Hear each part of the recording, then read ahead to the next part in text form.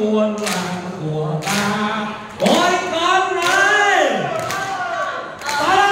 chú ơi con ở làng nông, chưa có ngàn đến con trẻ con, từ rừng già tu đến với người, vẫn làm ăn với ngài ham trời. Ôi con ơi, ôi con ơi, hồ lớn lên có đôi nhà to, hô bạn này một cái hôn hô bạn này, nào chúng mình hoan hô.